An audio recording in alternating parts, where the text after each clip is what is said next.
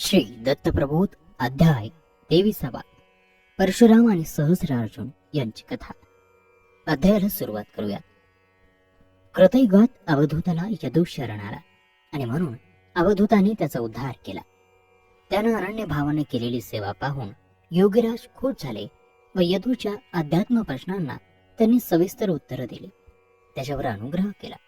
यदूला आध्यात्मिक वेदांत ज्ञान निरूपण करून सांगितलं.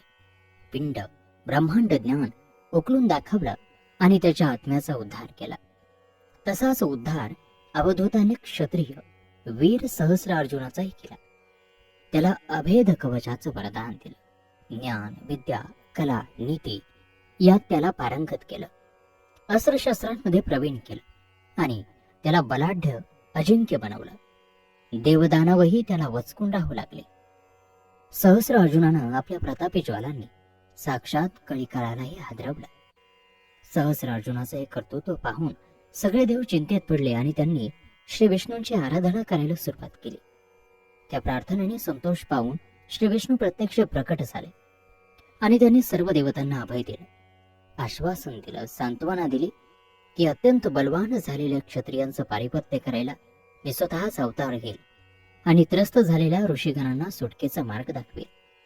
उन्मत्त झालेल्या आणि सर्वांची मर्यादा ओलांघून मस्त रेड्यासारखा माजलेल्या त्या सहस्रार्जुनाला मी योग्य तो धडा शिकवेन. हे आश्वासन मिळताच सर्व देवांनी सुटकेचा निश्वास टाकला. श्री विष्णूंनी सर्वात श्रेष्ठ धर्म जो ब्राह्मण धर्म, त्या धर्मात क्षत्रियाला शासन करण्यासाठी जन्म घ्यायचं ठरवलं. तपोधनामध्ये सर्वश्रेष्ठ असलेल्या तामस गुणीमती कोपिष्ट अशा जमदग्नीच्या कुलात आपला अवतार घ्यायचं विष्णूंनी निश्चित केलं. आणि एका शुभ दिनी त्यांनी आपलं प्रस्थान ठेवलं. जमदग्नीची अतिशय सुशील साध्वी पत्नी रेणुका हिच्या पोटी श्री विष्णूंनी अवतार घेतला.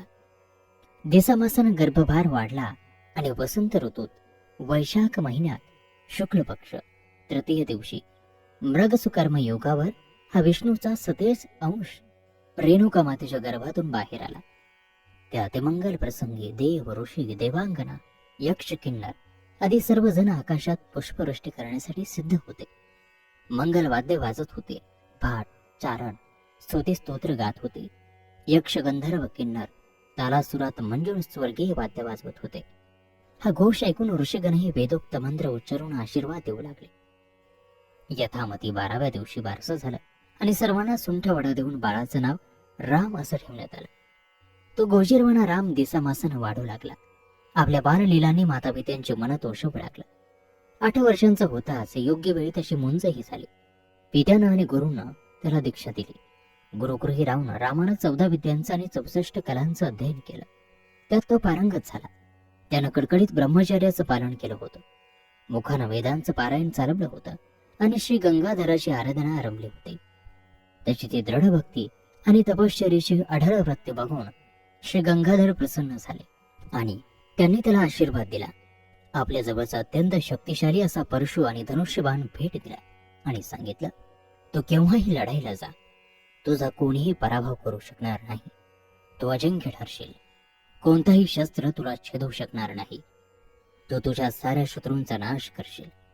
अक्षय विजय प्राप्त करशील आणि आपल्या अवतार कार्याला प्रारंभ करून सर्व जनांना सुखवशील. त्यांच्या त्रासांचं निराकरण करशील आणि सहस्रार्जुनाला शरण आणून क्षत्रियांचा नायनाट करून सर्व जनतेस संतोषशील. असं म्हणून उमारवण अंतर्धान पावले. रामानं ती सारी शस्त्र अंगीकारली आणि पुन्हा तो आपल्या तपस्येत मग्न झाला. शिवध्यानात तल्लीन झाला. राम जसा शिवभक्त होता तसाच तो परम मातृभक्तही होता. मातेच्या प्रत्येक शब्दाला तो अतिशय जपत असे. त्याच्या इच्छांना वंदनीय मानत असे. रेणुकाही आपल्या पुत्रावर अलोट प्रेम करीत असे. आपल्या मातेचा आशीर्वाद घेऊन एका सुमुहूर्तावर राम साऱ्या क्षत्रिय राजांचं पारिपत्य करायला बाहेर पडला. आपल्या बलदंड बाहूंनी कुशल शस्त्रविद्यांनी त्यानं मोठमोठ्या अतिरथी महारथींचा पराभव केला. त्यांना देमाय धरणी ठाय असं करून सोडलं. साऱ्या क्षत्रिय नरपुंगवांना त्राही भगवान केलं. ते सारे वीर हतप्रभ झाले, निस्तेज बनले. श्री सांब सदाशिवानं दिलेल्या परशुनं रामानं साऱ्यांना पाणी पाजलं आणि सहस्रार्जुनाला सरते शेवटी आवाहन दिलं. क्षत्रिय वीरांच्या पराभवानं अतिशय क्रुद्ध झालेल्या सहस्रार्जुनानेही आपल्या सर्व शक्तीनिशी या परशुधारी रामावर निकराचा हल्ला केला आणि एक घनघोर युद्ध सुरू झालं. शस्त्र अस्त्र एकमेकांना भिडले, रथाची चाकं एकमेकांना टकरा देऊ लागली. शस्त्रांचा खणखणाट, अस्त्रांचा दणदणाट, रक्ताच्या चिळकांड्या उडू लागल्या. कित्येक शिर धडावेगळी होऊ लागली. किंकाळ्यांनी असमंत दुमदुमलं. हे दोघेही महावीर तुल्यबळ मस्त गजराजाप्रमाणे एकमेकांशी झुंजायला समोरासमोर उभे ठाकले. परशुरामानं सहस्रार्जुनाला विरोध केलं, त्याचा सारथी मारला, त्याची शस्त्र तोडली आणि आपल्या परशुनं त्याच्या छातीवर वार केला, पण तो वार निष्फळ झाला. सहस्रार्जुनाचा एवढासा रोमही जखमी झाला नाही. अचल मेरू मांदारासारखा सहस्रार्जुन निर्भीडपणानं परशुरामाच्या पुढ्यात उभा राहिला. हे पाहून परशुरामाला अतिशय आश्चर्य वाटलं. त्या परशुच्या स्पर्श मात्र अनेक शिर धडावेगळी झाली, घायाळ झाली. त्याच परशुचा वार ह्या सहस्रार्जुनानं फुलासारखा चिरावा. राम कैलासावर गेला. शिवशंकराच्या पुढ्यात परशु टाकून त्यानं सर्व हकीकत सांगितली. श्रीशंकरालाही अतिशय आश्चर्य वाटलं, म्हणून मुद्दाम ते युद्धभूमीवर आले आणि त्यांनी सहस्रार्जुनाला विचारलं की हे कसं घडलं. तेव्हा त्यांच्या पायावर लोटांगण घालत सहस्रार्जुन म्हणाला, हे शिवशंकर, ही सर्व श्री दत्तात्रयांची कृपा, त्यांचा वरप्रसाद. त्यांच्या पायी मी शरण जाताच त्या गुरुमाऊलीनं मला त्यांच्या कृपेचा प्रसाद म्हणून हे अभेद्य कवच दिलं.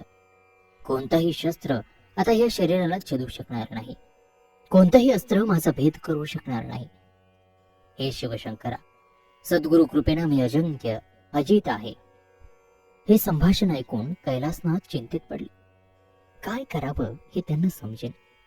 श्री दत्तात्रयांचा वरप्रसाद नाहीस करता येणं शक्य नव्हतं, पण परशुरामानं अवतार घेतला होता, तो तर सहस्रार्जुनाचा निपात करण्यासाठीच.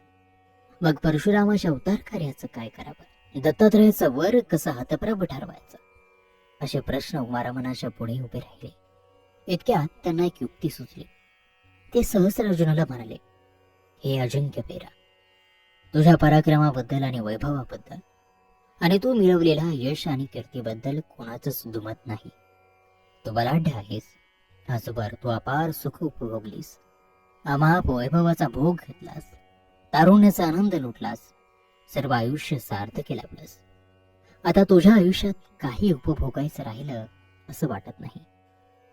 मग तुझ्या उरलेल्या आयुष्याचा काय अर्थ? तुझ्या पराक्रमावर, तुझ्या तपश्चर्यावर, तुझ्या परिश्रमांवर हे इतके क्षत्रिय राजे मोठे झाले, माजले, उन्मत्त झाले. त्यांनी पृथ्वीवर आपल्या जुलमांनी अत्याचारांचं थैमान घातलं, हाहाकार मांडला. पृथ्वी दिनमानी झाली आणि तिने विष्णूंकडे गाऱ्हाण नेलं आणि भूमीवरील ह्या दुष्टांचा भार संहारण्यासाठी साकडं घातलं. त्या साऱ्यांच्या म्हणण्याला मान देऊन श्री विष्णूंनी परशुरामाचा अवतार घेतला. आता हे सहस्रार्जुना, तू सांग, आपण काय करायचं? श्री दत्तात्रयांचं मनही मोडता येणार नाही आणि श्री विष्णूंच्या वराचाही अपमान करता येणार नाही. सहस्रार्जुनानं विनम्रपणानं त्या चंद्रमौली शिवशंकराला दंडवत घालीत सांगितलं, योद्ध्याचा अवतार संपवून यापुढे मी भजन कीर्तनात मन घालीन. आज या क्षणापासून मी शस्त्र खाली ठेवतो. माझा क्षत्रिय अवतार संपला. आता उरला तो केवळ दत्तपरायण गुरुभक्त सहस्रार्जुन.